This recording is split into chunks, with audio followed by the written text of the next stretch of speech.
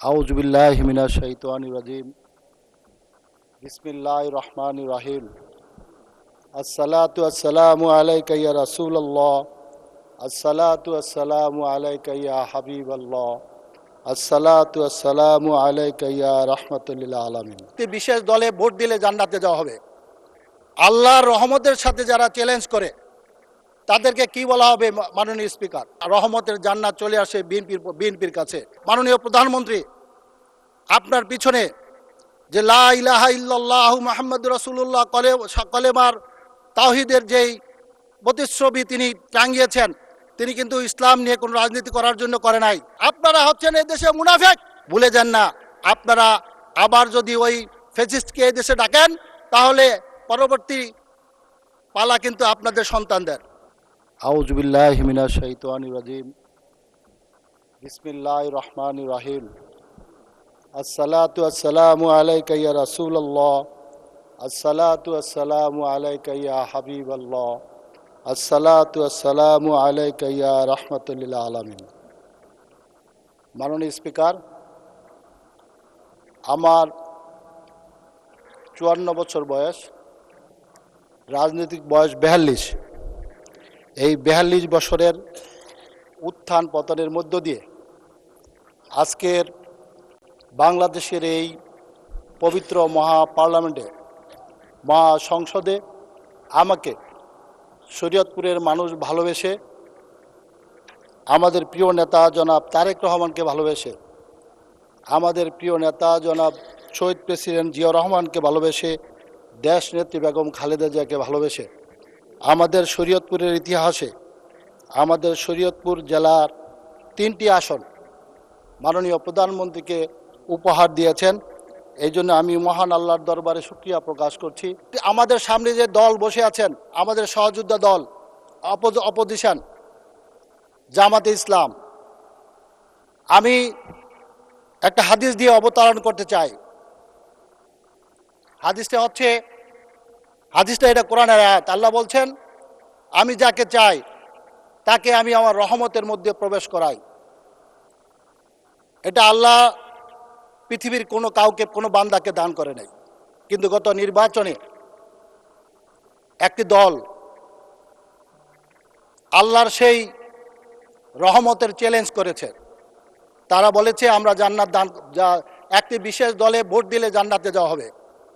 আল্লাহর রহমতের সাথে যারা চ্যালেঞ্জ করে তাদেরকে কি বলা হবে? মাননীয় স্পিকার, আমি কথাটা এই কারণে অবতারণা করলাম, জান্নাত একমাত্র আল্লাহর হাতে এবং আল্লাহ যাকে দয়া করে তাকে জান্নাত দিতে পারে। কিন্তু আমাদের পাশের আমাদের সামনে যে দল, তারা সেদিন বলেছিল বাংলাদেশের ধর্মপ্রমাণ মুসলমানকে বিভ্রান্ত করার জন্য তারা সেদিন জান্নাত নিয়ে বাড়িতে বাড়িতে ঘুরেছিল। কিন্তু আল্লাহ তাদের এই বিভ্রান্তকর বক্তব্যকে, বিভ্রান্তকর চাওয়াকে আল্লাহ রাব্বুল আলামিন তাদের বাস্তবায়ন করতে দেয় না। আল্লাহ রহমতের জান্নাত তাদের হাতে না, আল্লাহর রহমতের জান্নাত চলে আসে বিএনপির কাছে। সুতরাং আমি বলতে চাই, জান্নাত নিয়ে আর কোনো রাজনীতি যেন এদেশে আর কোনো ধর্মীয় রাজনীতি যেন এদেশে না চলে। কারণ ধর্ম নিয়ে ব্যবসা হবে, ধর্ম নিয়ে ব্যবসা হবে। এদেশের ধর্ম ব্যবসা যারা করেন তাদের বুঝে করা উচিত। তারা পড়াশোনা করে আসেন, ধর্ম নিয়ে পড়াশোনা করে আসেন। আমাকে আপনারা অনেকে ভুল বুঝতেছেন, আমি কিন্তু আপনাদের স্মরণ করে দিচ্ছি যে যারা এদেশে ধর্ম নিয়ে ব্যবসা করেন, আল্লাহর ভয় তাদের মধ্যে থাকা উচিত। কারণ আমার মাথায় যদি টুপি আর দাড়ি থাকে, তাহলে অবশ্যই আমার মধ্যে আল্লাহর ভয় থাকতে হবে। মাননীয় স্পিকার, আমি কথাগুলো বলছি এবং এই কথাগুলো কিন্তু কোরআন এবং হাদিসের কথা। কারণ আল্লাহ তার পবিত্র কোরআনে ঘোষণা করেছেন, যারা আমার দিন নিয়ে, যারা আমার ইসলামকে দিয়ে এই পার্থিব স্বার্থ উদ্ধার করতে চায়, তাদের জন্য আমার দ্বিগুণ শাস্তি রয়েছে। তারা পৃথিবীতে যেমন অপমানিত, লাঞ্ছিত হবে এবং আখিরাতে তারা আল্লাহর শাস্তিতে পতিত হবে। এটা কোরআনের আয়াত। আমি এই কথা এই কারণে বলছি, এই আয়াতটা এই কারণে বলছি যে তারা ইসলামিক দল বলে, অথচ মাননীয় স্পিকার, আমাদের মাননীয় প্রধানমন্ত্রী, আপনার পিছনে যে লা ইলাহা ইল্লাল্লাহু মুহাম্মাদুর রাসূলুল্লাহ কলেমার তাওহীদের যেই প্রতিচ্ছবি তিনি টাঙ্গিয়েছেন, তিনি কিন্তু ইসলাম নিয়ে কোনো রাজনীতি করার জন্য করে নাই। তিনি একজন ধর্মপ্রমাণ মুসলমান হিসাবে তিনি এই কালেমা এই পবিত্র পার্লামেন্টে প্রতিষ্ঠিত স্থাপন করেছেন। তিনি প্রতিটা তিনি নিজে নির্দেশ দিয়েছেন যে আমাদের পার্লামেন্টের প্রতিটা গেটে সর্বশক্তিমান আল্লাহর উপর আস্থা এবং বিশ্বাস রাখা, এটা কিন্তু তার নিজের ইচ্ছায় এবং আল্লাহর প্রতি ভালোবাসা, ইসলামের প্রতি ভালোবাসা এবং আল্লাহ রসুলের প্রতি ভালো। জি, আর 4 মিনিট বাড়ানো হলো আপনার সময়। ধন্যবাদ মাননীয় স্পিকার। মাননীয় স্পিকার, আমি এই কথাগুলো এই জন্য বলছি,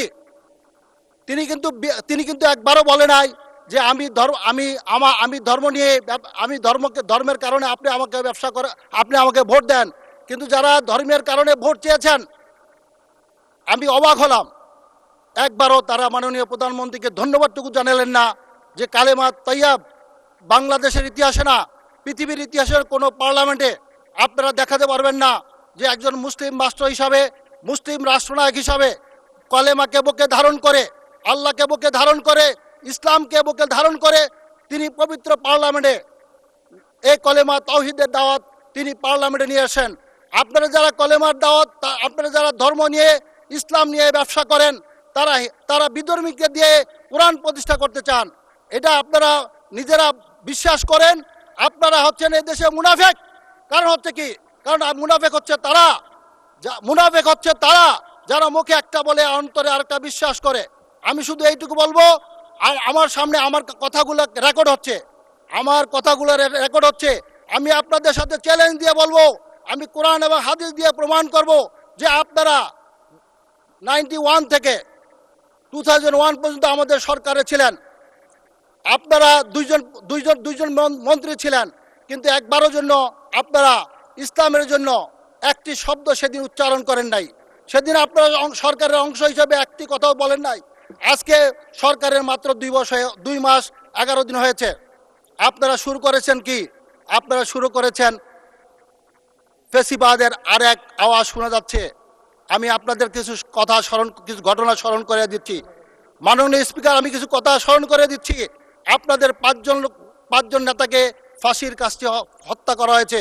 এখানে যাদের হত্যা করা হয়েছে তাদের সন্তানরা আছেন, ভুলে যান না। আপনারা আবার যদি ওই ফ্যাসিস্টকে এই দেশে ডাকেন, তাহলে পরবর্তী পালা কিন্তু আপনাদের সন্তানদের পালা কিন্তু পরবর্তীতে এই ফ্যাসিস্ট যদি আবার বাংলাদেশে ঢুকে আপনাদের কারণে, আবার মনে রাখেন আপনারা কিন্তু এ থেকে মাপ পাবেন না, ক্ষমা পাবেন না।